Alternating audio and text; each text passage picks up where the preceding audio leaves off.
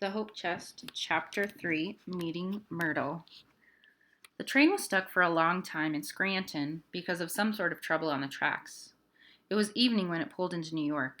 The station was huge.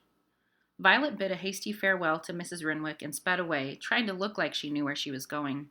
She was conscious that other people had suitcases and even trunks, which colored men in dark uniforms and red caps wheeled along for them on carts. She had nothing at all but her letters from Chloe and 67 cents pinned in a handkerchief inside her blouse. The train station went on, its stone floors and high, vaulted ceilings echoing with the voices of hundreds of people. Now what? It was hard to think straight with all this noise. New York was somehow much louder than Violet had imagined. Violet looked over her shoulder to see if Mrs. Renwick was still watching her, but Mrs. Renwick was gone. Violet was glad, but also scared. She needed to ask directions, and she did not know how. A policeman in a blue uniform stood beside an iron pillar, swinging his stick. Speaking to adults was a dangerous business. One wrong word could get you sent to your room without dinner. How did you address a police officer? Girls weren't supposed to say, sir. That was for boys and the wrong sort of people. You should call men Mr. something, but she didn't know the police officer's name, and speaking without being spoken to was always wrong. Violet took a deep breath. If she didn't break any of these rules, she was going to be stuck in this train station forever. Excuse me, sir, can you tell me the way out of the train station? The policeman leaned down and peered at her as if she were very small. The exit's at the top of the stairs, little girl. Where's your mama? My sister's waiting for me, Violet said hastily. Uh-huh. The policeman looked suspicious. Well, why don't you just stand right here with me and we'll wait for your sister together? Violet couldn't think what to do. If she ran away, the policeman might chase after her. She stood beside him, thinking fast. How was she going to get away so she could find Henry Street and Chloe? What does your sister look like? The policeman asked. She's tall and... Oh, there she is. Violet took off running, calling over her shoulder. Thank you, sir. Violet hadn't seen Chloe, of course, but it fooled the policeman. She ran up the stone staircase and squeezed into the brass and glass revolving door next to a young woman in a green hat topped with a tall, upright ruffle of starched silk like a crown. She smiled up at the woman adoringly in case the policeman was still watching her. With a thumping swish, the revolving door dumped Violet out onto the sidewalk. It was much darker out than she'd expected. It was evening of a long August day, but the street was a canyon between high granite and cast iron skyscrapers, and the sun didn't reach the bottom. Motor cars, streetcars, and horse-drawn wagons rumbled by, guided by electric or kerosene lamps mounted on the front. People pushed past Violet, and she stumbled back against the granite wall of the train station. New York was loud and fast and scary, and she didn't like it.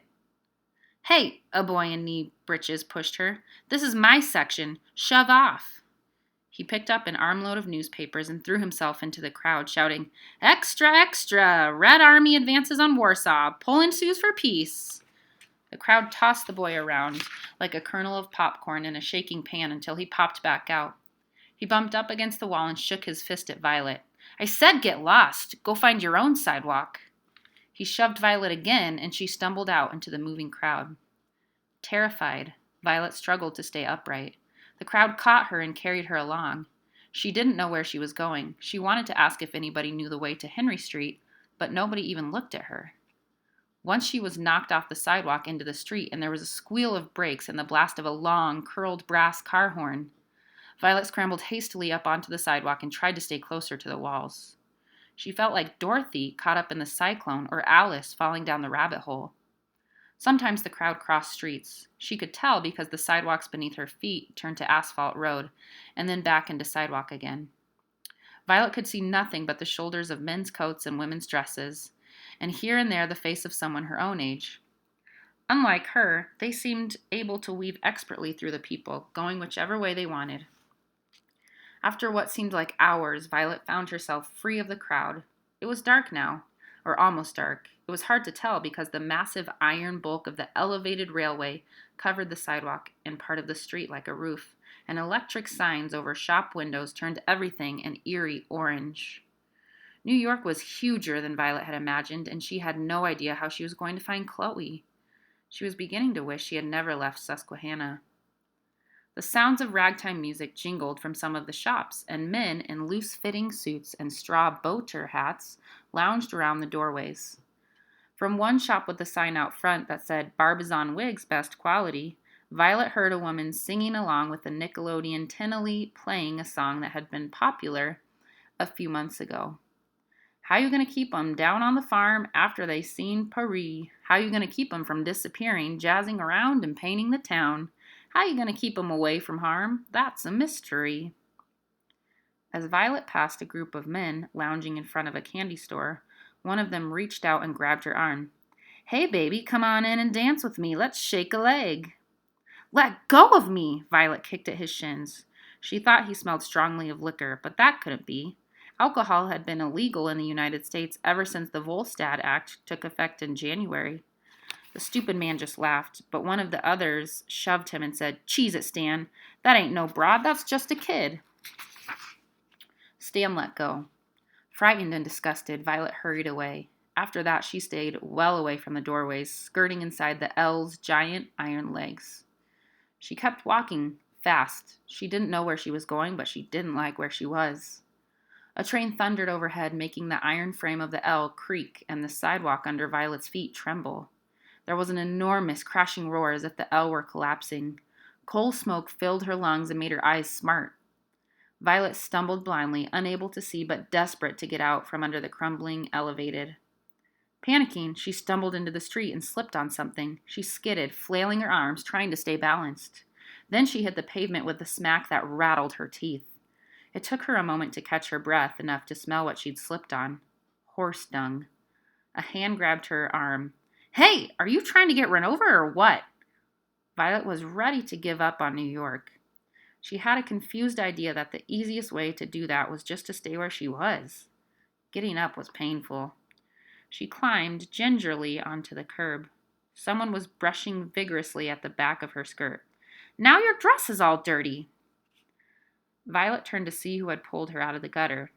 It was a black girl. Colored, Violet corrected herself. Nice people said colored. The girl only came up to Violet's shoulder, but she was dressed in a maid's uniform, a blue and white striped old-fashioned dress that came almost to her ankles, a white apron that tied behind with a big bow, and a quaint white mob cap that looked like it belonged 2 centuries in the past. One small braid had worked its way free from the cap. A badge on her dress said, Girls Training Institute. Are you all right? Said the girl, who was still brushing Violet off. Yes, I'm all right, but the L just collapsed. Was anybody hurt? Violet looked around fearfully, expecting to see wreckage and smoke. The girl glanced over Violet's shoulder. The L wasn't collapsing, it was just going by, she said, sounding amused. Violet turned and saw to her embarrassment the dark outline of the L track behind her, apparently intact. You must not be from around here, said the girl, looking at Violet critically. Where are you trying to get to? The Henry Street Settlement House, said Violet. Boy, are you lost, said the girl. Come on. She took Violet's arm and led her down the street. My name's Myrtle Davies. What's yours? Violet had never been introduced to a colored person before, let alone introduced herself. She decided to say the same thing she had said to Mrs. Renwick. I am Miss Violet Mayhew of Susquehanna, Pennsylvania. Susquehanna, Pennsylvania? No wonder you're lost, said Myrtle. I'm surprised they let you out on your own. You're out on your own, Violet pointed out, irritated. Myrtle looked a lot younger than Violet. But I know my way around, said Myrtle, and I'm city-born. I grew up in Washington, D.C. Grew up, Violet thought, was an exaggeration. The girl couldn't be older than 8. What are you doing in New York, then? I was sent here to attend the Girls' Training Institute. Myrtle said the last 3 words in a high, nasal sing-song that communicated quite clearly that she loathed the place. We cross here. Stop! Myrtle grabbed the square collar of Violet's blouse just as a steam-powered automobile zoomed down the street. What are they training you for? Violet asked. Nothing, said Myrtle with a shrug, sidestepping a mound of horse manure. I try not to spend too much time there, to tell the truth. Well, but is it a school? Said Violet, getting irritated. Or what? It's supposed to be a school, Myrtle shrugged again. It trains colored girls to be maids. They sent me here because the training institutes in D.C. won't take girls my age. I'm 10, and they said you have to be 12. Who sent you? Said Violet, thinking that Myrtle barely looked 8, let alone 10. But she'd heard all her life that colored people were different, so maybe they grew differently. Your parents? My parents are dead, said Myrtle. The ladies at church sent me. Oh. It was getting dark. They turned into a narrow street with wagons parked all along both sides of it. Some were unhitched. The dark shapes of horses fidgeted and stamped between the shafts of others. Buildings loomed overhead, and most of the street lights were broken. Violet suddenly felt cold, even though it was an August night. This whole street seemed foreign and dangerous and smelled overwhelmingly of horseradish. To distract herself, Violet said, "Don't you want to be a maid, then?" "Would you?" said Myrtle. "Of course not," said Violet. She had an odd feeling that Myrtle's situation was a little like her own, except that Violet had marriage looming in front of her and Myrtle had being a maid. But they were both caged in by other people's plans for them with no hope of escape, except that Violet was escaping. "I'm sorry about your parents," Violet added belatedly. She thought about what it must be like to have both your parents dead. Father rarely spoke to her, and Mother was mostly in the business of handing out rules. They were never warm or friendly like parents she'd read about in books. Still, not having them would make the world a very strange place. Like a house without a roof. "Thank you," said Myrtle with dignity. A sharp pickles and onion smell cut through the horseradish and manure, and Violet realized how hungry she was. She looked around for the source. There! Violet saw a push cart on 2 huge wooden wagon wheels topped by a big canvas umbrella. A kerosene lantern hanging from the umbrella pole shed just enough light for Violet to make out the words painted on the side. Hot dogs, lemonade. The warm light from the lantern made the street seem less scary. "Let's get a hot dog, Myrtle," Violet said. "I don't have any money," Myrtle said.